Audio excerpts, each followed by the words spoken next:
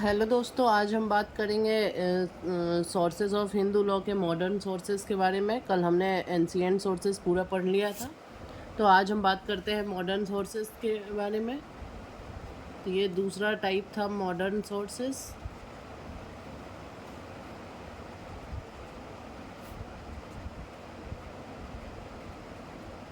Modern sources तो इसके अंदर जो है, इसके अंदर आता है इसके अंदर 3 टाइप का आता है। पहला है justice, equity and good conscience. Justice, equity and good conscience. दूसरा पॉइंट आता है लेजिस्लेशन।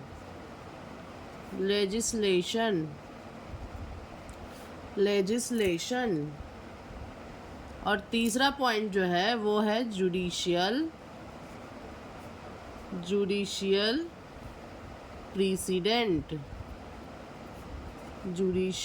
प्रीसिडेंट। यह 3 जो है, इन तीनों के बारे में हम बात करेंगे मॉडर्न सोर्सेज के अंदर। तो चलिए हम पहला पॉइंट के बारे में बात करते हैं, justice, equity and good conscience.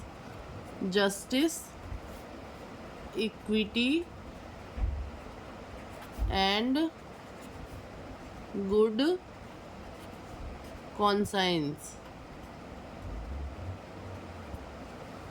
या इसको कॉन्सेंस भी पढ़ सकते हैं। तो चलिए इसके बारे में लिखते हैं पहले हम, उसके बाद फिर बात करेंगे आगे।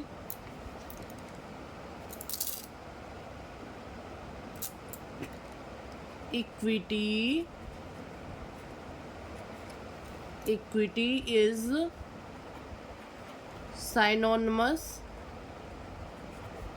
synonymous with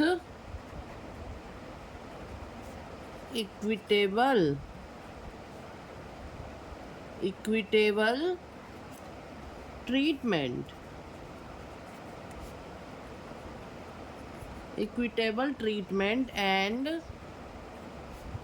contemporary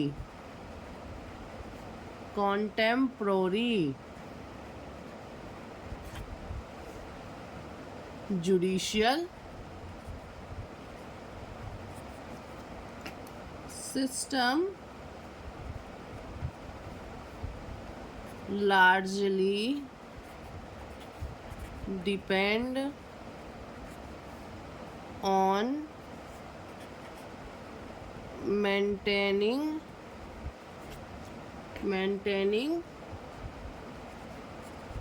impartiality.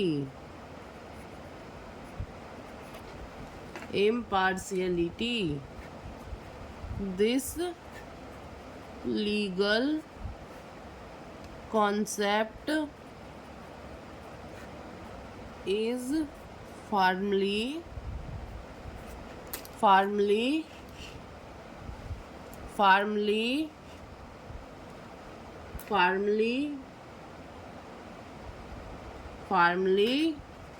rooted in the principle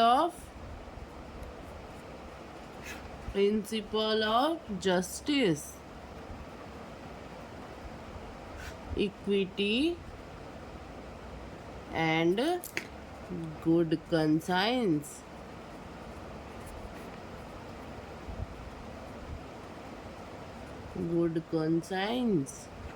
तो इक्विटी जो है वो साइनोनिम्स है किसका? इक्विटेबल ट्रीटमेंट का और कॉन्टेम्प्रेरी जुडिशियल सिस्टम का, जो लार्जली डिपेंड करता है वो मेंटेनिंग इम्पार्शियलिटी के ऊपर डिपेंड करता है। This legal concept is firmly rooted in the principle of justice, equity and good conscience. ये जो कॉन्सेप्ट है वो फॉर्मलिटी रूटेड है किससे? जस्टिस, इक्विटी और कॉन्साइंस से। तो सीधा सीधी समझ में आता है, इक्विटी जो है साइनोनिम्स है किसका, इक्विटेबल ट्रीटमेंट का।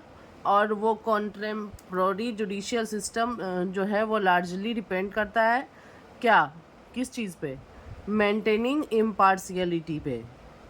इम्पार्शियल होता है जुडिशियल सिस्टम जो भी है।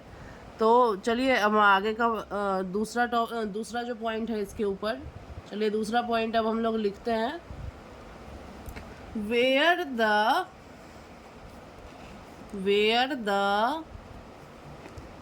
ancient sources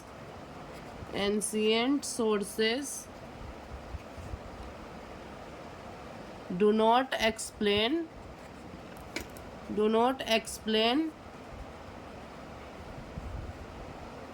a specific aspect, the same is governed by the principle of justice, equity and good conscience.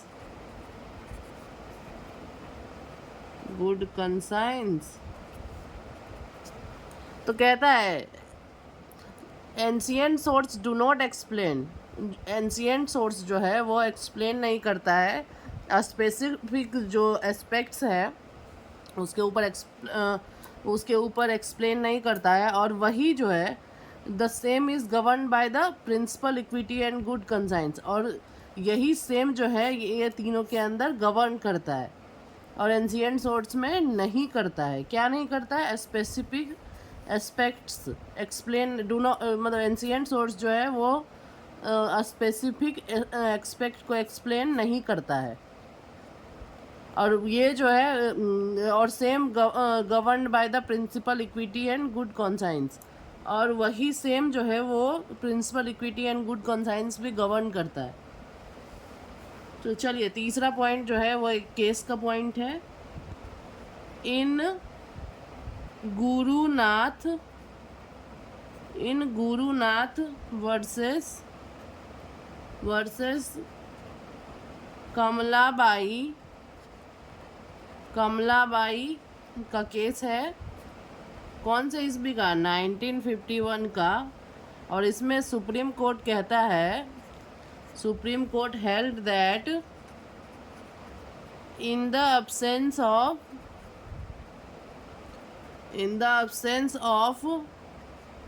any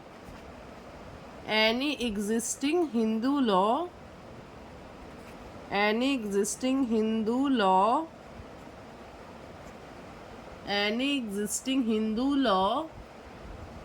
judges have the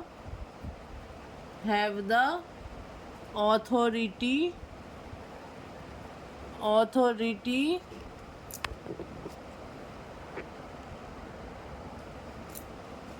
judges have the authority to decide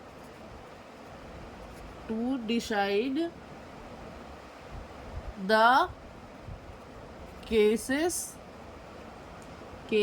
on the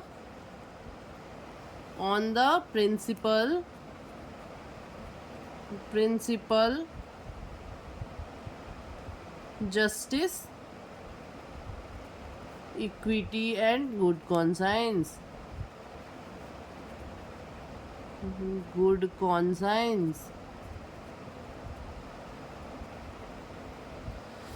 तो इस case में supreme court कहता है कि अगर उस जगह पे कोई हिंदू लॉ एग्जिस्ट नहीं करता है तो जज के पास अथॉरिटी होता है कि वो डिसाइड कर सके कि मतलब जज have authority to decide the cases on the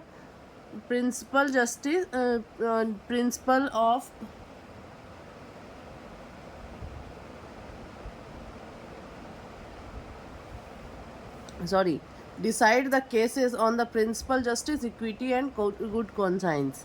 मतलब इसके आधार पर उसके पास अथॉरिटी है कि डिसाइड कर सकता है जजेस कि इस केस में क्या होगा, नहीं होगा।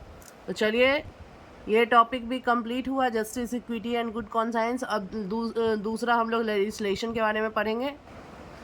तो हम दूसरा टॉपिक जो है वो क्या था, legislation.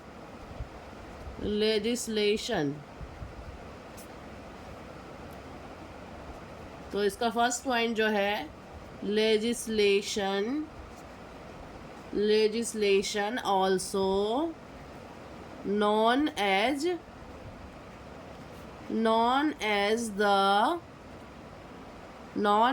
the codified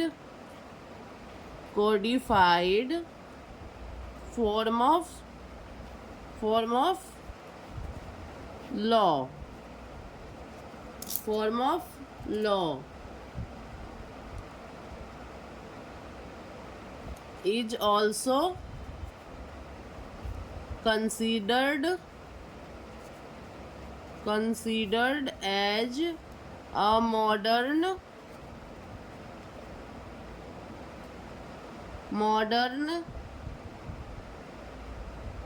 source of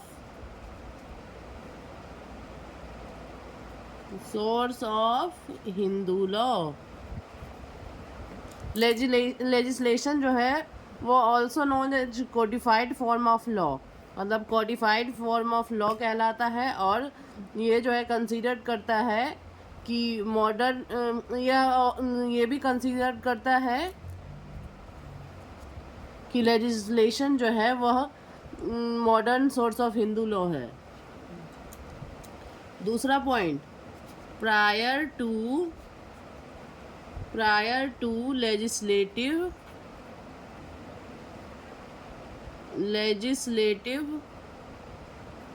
legislative enactment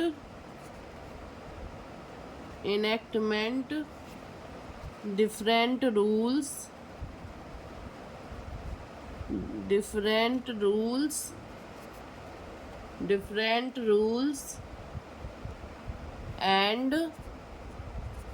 and practices were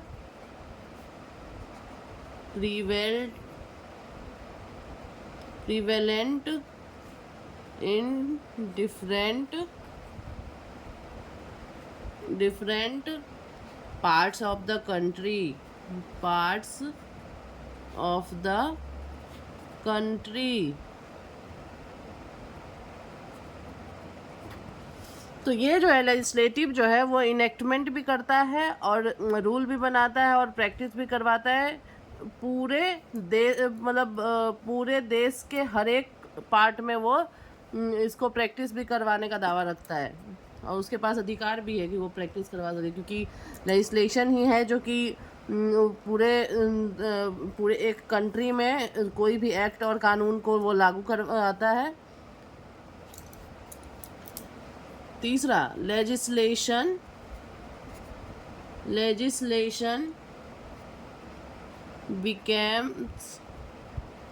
becomes a necessity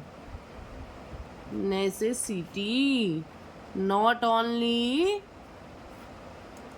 to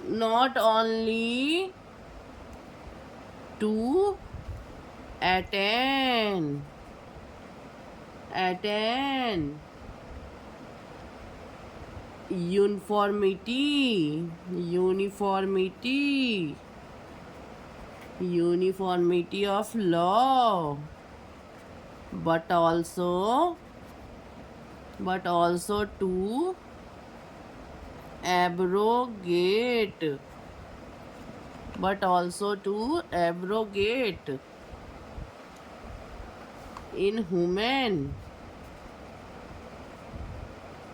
inhuman and irrational practices।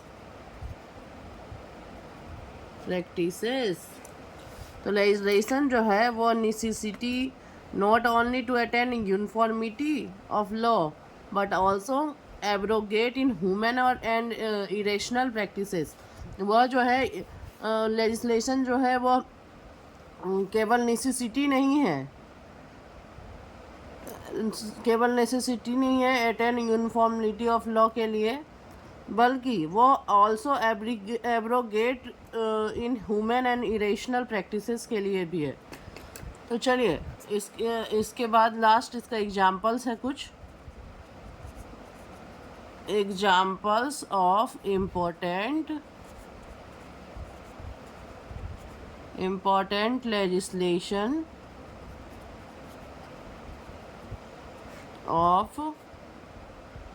On Hindu law are. तो पहला एग्जाम्पल जो है the child marriage restraint act 1929। दूसरा जो है द हिंदू मैरिज एक्ट 1955। तीसरा जो एक्ट है the Hindu adoption and maintenance act 1956। चौथा जो है द हिंदू सक्सेशन एक्ट 1956। पांचवा जो है the Hindu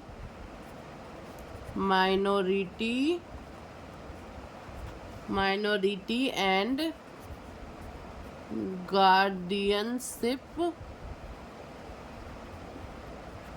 act 1956 and ETC also. तो ये जो पांचों एक्ट दिया हुआ है ये लेजिस्लेशन जो इसको फॉलो करवाता है उसके लिए यही पांचों एक्ट जो है वो इसका एग्जाम्पल हो जाता है। तो चलिए लास्ट पॉइंट बचता है इसका, जो कि अब हम लास्ट पॉइंट पढ़ेंगे। तो लास्ट पॉइंट जो है वो पॉइंट क्या है, जुडिशियल प्रीसिडेंट। तो इसके अंदर भी डिफरेंट पॉइंट दिए हुए हैं। तो चलिए इसका पहला पॉइंट जो है judicial precedent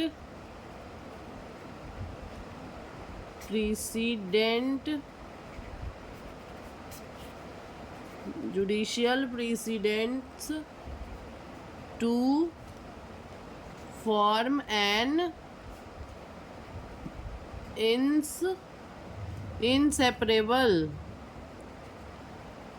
inseparable source of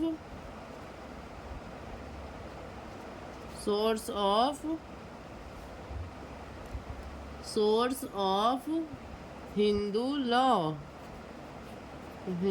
law. और इसके बाद जो है वो जुडिशियल प्रेसिडेंट जो है वह inseparable source of Hindu law है। और दूसरा जो है द टर्म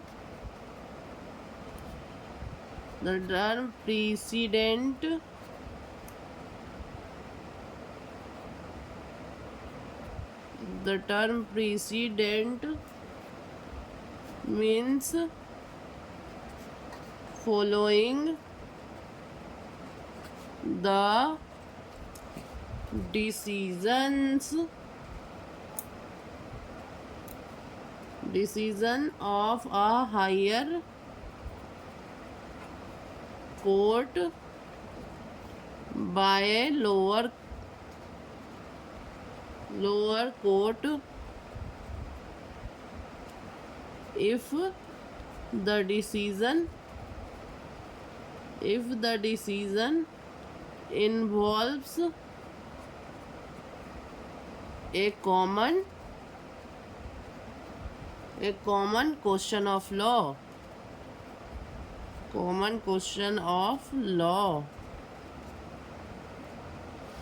तो ये प्रेसिडेंट जो है इसका मतलब है कि the decision of a higher court by a lower court if the precedent means following the decision of higher court by a lower court if the decision involves a common question of law. मतलब कहता है कि president का मतलब ये होता है कि हाई कोर्ट मतलब हायर कोर्ट जो है उसके डिसीजन को फॉलो करेगा कौन, लोअर कोर्ट, अगर वो डिसीजन इन्वॉल्व होता है कॉमन क्वेश्चन ऑफ लॉ के ऊपर, तो उस टाइम पे ये जो है प्रेसिडेंट वर्ड यूज़ होता है. चलिए तीसरा पॉइंट जो है the supreme court verdicts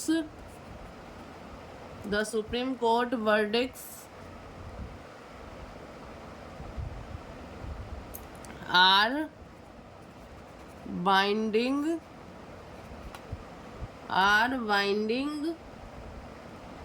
on all courts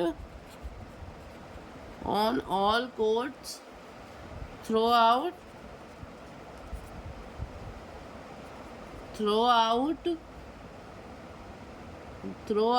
India, while High Court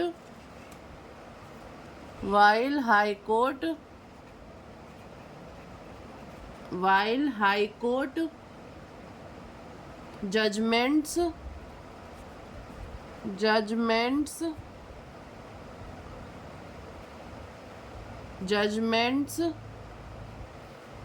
act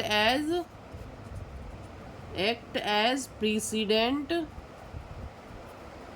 over all court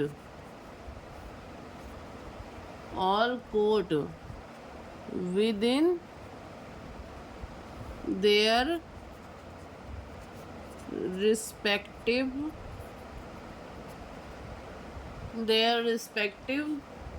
states unless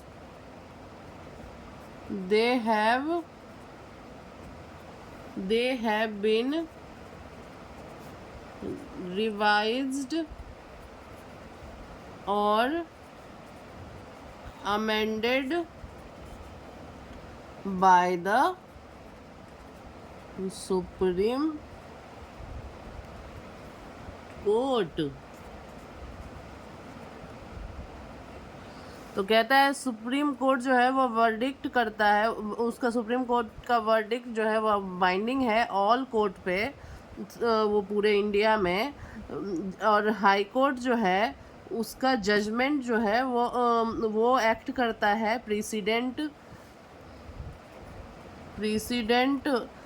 over all court with in their respective state. मतलब हाई कोर्ट जो है, supreme court जो है वो पूरे इंडिया में थ्रू उसका जो वर्डिक्ट है वो बाइंड है फॉलो करने के लिए पूरे इंडिया के कोर्ट पे, और हाई कोर्ट का जजमेंट जो है वो एक्ट करता है प्रेसिडेंट मतलब जो एक स्टेट के अंदर जो कोर्ट है उसके ऊपर प्रेसिडेंट करता है, और तब तक करता है जब तक कि वो दोबारा रिवाइज ना हो जाए. चलिए चौथा पॉइंट जो इसका है, if there exist an important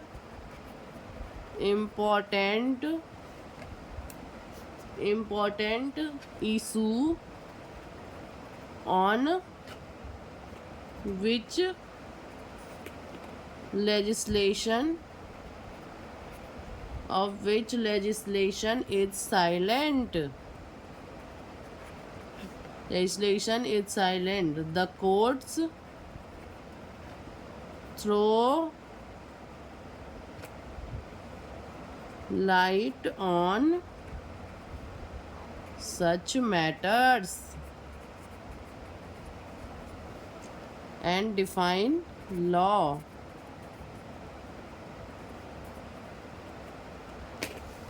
और कहता है कि अगर वहाँ exist important issue on legislation is silent है, अगर उस जगह पे एग्जिस्ट वहाँ का जो लेजिस्लेशन है वो साइलेंट है, तो कोर्ट जो है वो throw light on such matters and define law, मतलब कोर्ट जो है वहाँ पे हस्तक्षेप कर सकता है और लॉ के बारे में लॉ को डिफाइन कर सकता है।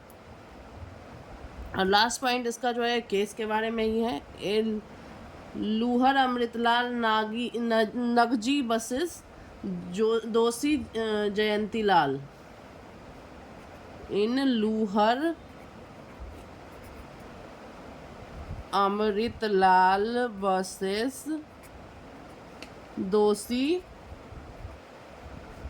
जयंती लाल जयंती लाल 1960। The Supreme Court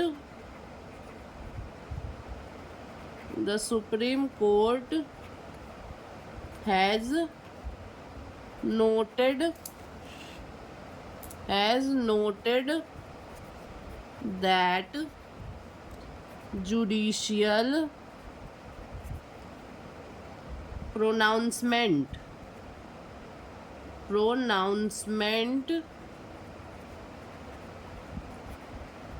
have become an integral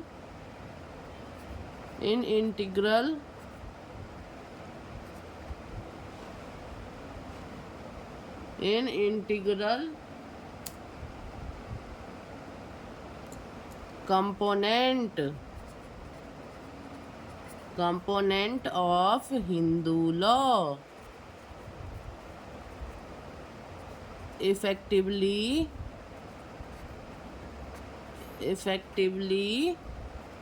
altering and enhancing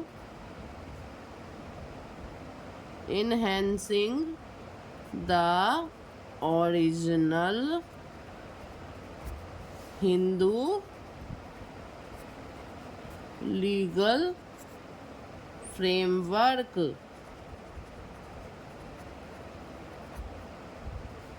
thus evolving into significant sources of contemporary Hindu law. तो लूहर और अमृतलाल वर्सेस दोषी जयंती लाल का जो केस है वो 1960 का है, और इसमें सुप्रीम कोर्ट कहता है कि जुडिशियल प्रोनाउंसमेंट जो है वह integral component of Hindu law है और इफेक्टिवली अल्टरिंग और इन्हेंसिंग करता है ओरिजिनल हिंदू लीगल फ्रेमवर्क को, तो इसलिए evolving into significant source of contemporary Hindu law. तो चलिए ये टॉपिक आपका कंप्लीट हुआ आज के लिए इतना ही। अब नेक्स्ट डे हम नेक्स्ट टॉपिक पढ़ेंगे।